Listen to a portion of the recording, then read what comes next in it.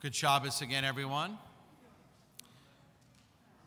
So the story is told of two good friends named Bob and Earl. And they were two of the biggest baseball fans in America. In their entire adult lives, Bob and Earl discovered baseball history in the winter. They discussed it throughout the winter, and they pored over every box score during the baseball season. They went to 60-plus games a year. They even agreed that whoever died first would try to come back and tell the other if there was baseball in heaven. So one summer night, Bob passed away in his sleep after watching the Astros' victory earlier in the evening. He died happy. And a few nights later, his buddy Earl awoke to the sound of Bob's voice from beyond. "Bob, is that you?" Earl asked. "Of course it's me," Bob replied. "This is unbelievable," Earl exclaimed. "So tell me, is there baseball in heaven?" "Well, I have some good news and some bad news for you. Which one do you want to hear first?" "Tell me the good news first." "Well, the good news is that yes, there is baseball in heaven, Earl."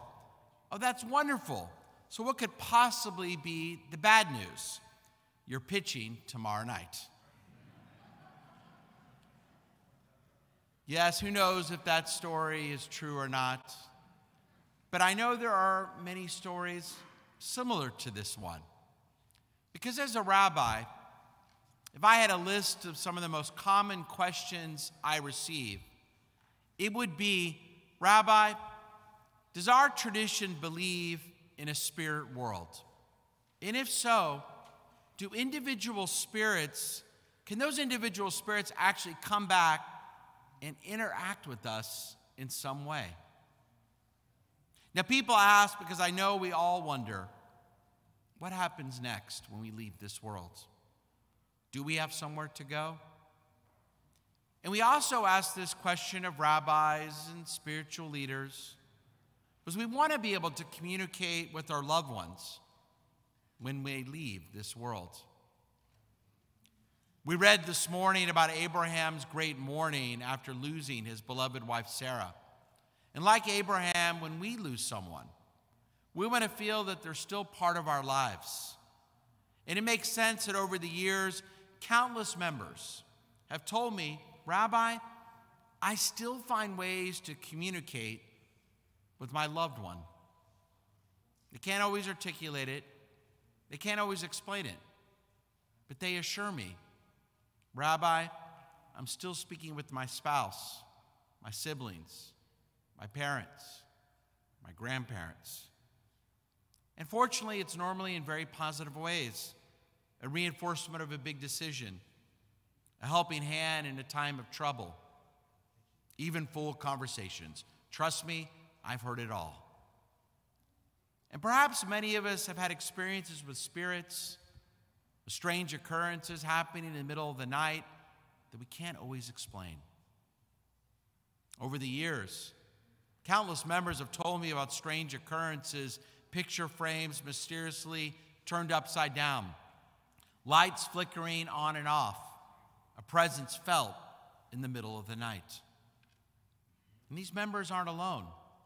According to recent surveys, nearly 1/3 of Americans report having felt contact with someone who has died. But it's not always positive contact. A colleague in New York recently wrote about one of his members, a woman who had a long but very troubled marriage. She called this particular rabbi to tell him that since her husband's death, a strange atmosphere had recently developed in her home, as if there was something negative in the air. She had heard noises, felt cold and hot winds, lost items that turned up in strange places. And she asked the rabbi to come to her home to say a prayer to get rid of the bad spirit in the home. Although this rabbi had his doubts, he went to her home and recited a prayer. Nothing mystical, nothing involving black candles at midnight. Rather than a prayer for ousting of the spirit, he recited a prayer for domestic tranquility. The woman phoned the rabbi the next week. The noises had stopped. The gust disappeared and objects stayed where they should be. Did the rabbi truly rid her home of the so-called poltergeist? Or did the woman simply feel more at ease because her rabbi had come to her home to recite a prayer for peace? And it's not just older members who have lost loved ones who contact me to tell me they've had some type of interaction. Younger members who may not have relatives to converse with also tell me about similar experiences they believe are genuine. In fact, in numbers higher than previous generations, millennials feel that they have been in the presence of a ghost and even believe ghosts can interact with and harm humans. Paranormal tourism is becoming a booming business in the United States, now accounting for over $500 million annually. And as you may have noticed in the past several weeks, even the number of haunted houses in the United States is growing. Millennials are more likely than older adults to believe in the idea that we humans can communicate with the spiritual realm. What does Judaism say? Yes, rabbis of all denominations can honestly admit things do happen that we can't always explain. It may be that there is a spirit realm, and it may be that on rare occasions, you and I can encounter that spirit realm. Because we Jews do believe in an afterlife. And there are numerous examples in our tradition of Jews delving into the spiritual realm. For example, there are even stories in the Talmud of people sleeping in the cemeteries, condoned by the rabbis, to listen to the spirits of the dead. Some do in order to overhear what they're saying about the upcoming harvest season, so they can tell the farmers when to plant the crops. Other stories from our tradition tell us of rabbis encountering ghosts in their homes, even over Shabbat dinners. It's interesting that while we have examples of rabbis and countless Jews encountering spirits, yet our tradition instructs us not to try to delve into the spirit realm. In fact, the Torah prohibits Jews from attempting to contact the next world. The Torah forbids sorcery, black magic, and using the spirit world to predict the future. No one's allowed to find out if the Astros will win tonight. There are two major reasons for these prohibitions. One, our tradition tells us don't try to delve into the spirit realm because it's easy to be manipulated by con artists, by frauds who claim that they can access the spirit world. Jewish history highlights all possibilities. As far back as the Bible, King Saul tries to summon up the spirit of the dead prophet Samuel. And though it's unclear whether he did so or was duped into thinking that he had. The idea of mediums, people that can help you and I interact with the dead, isn't a modern phenomenon. It's something that goes back centuries. I'll never forget, several years ago, we decided to bring a Jewish medium here to Beth Yeshurun. We figured that it'd be an opportunity to get many people to come and to discuss Jewish views of the afterlife. And though her fee was very expensive, we thought this would be an exciting opportunity. But we became a little suspicious when she told us weeks before the event that she needed to know everyone who was coming and exactly where they were sitting. And so we canceled that event. Yes, I know there are mediums out there who have brought a lot of comfort to those in mourning. But I'm not sure that if God truly gave someone the ability to communicate with spirits, would God want them to charge $1,000 an hour to help bring them comfort?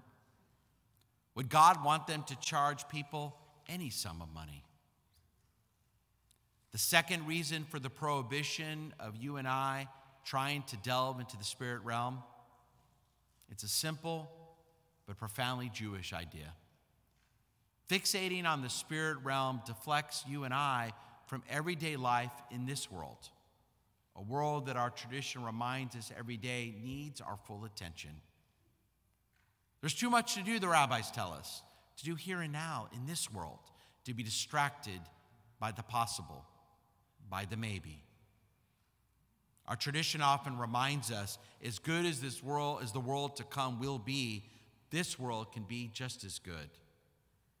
In fact, the famous Orthodox 20th century Rabbi Yosef Soloveitchik once said, while the world to come is wholly good, wholly everlasting, and wholly eternal, we should actually still prefer this world, concentrate in this life, because here we're given the opportunity to create, to act, to accomplish, and only in this world are you and I given the opportunity to make change. Yes, there is an afterlife, but ultimately our tradition refuses to let us and our children escape from our responsibilities in Olam Hazeh, in this world. You and I are God's partners, and we have much work to do. As the philosopher Abraham Joshua Heschel once remarked, we Jews believe in another world. We just take our worlds one at a time. Tomorrow night, many of our children will enjoy the holiday of Halloween. And while there is not much of a Jewish value in the spooky stories of Halloween and its celebration of death, it's understandable that we would still allow our children to celebrate this festive American holiday. It's a night when our neighborhoods come alive, an opportunity to catch up with neighbors who we don't see enough of. And while the holiday did have deep pagan roots, it's become an American tradition, reimagined as a fun and exciting evening. When my 3 children were young, Lisa and I would tell them that they could dress up and trick-or-treat with their friends under one condition, as long as they put in even more effort when they dressed up for Purim in the spring.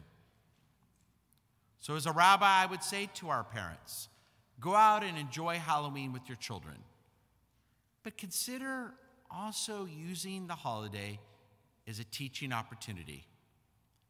Use the night of fun as a reminder to our young that Jewish values focus in on this world, the world we know, to make the most of our lives now while we're blessed to still be alive. To remind our children, don't worry about delving into the spirit realm, even though we do believe in a world to come, because we don't focus on the possibilities of the next world for fear that it will become the focus of our energy, when we need to spend our energy building this world, enriching our lives now. Halloween can be a holiday obsessed with the dark. Judaism asks us to always look to the light. As the Torah reminds us, Hachim v'chamavet natati lefanecha, I have put before you life or death, blessing or curse. Choose life. Chaim, to life in this world, has always been the Jewish way. Shabbat Shalom, everyone. And we're now ready to begin the last part of our service, the Musaf section. We rise, page 184.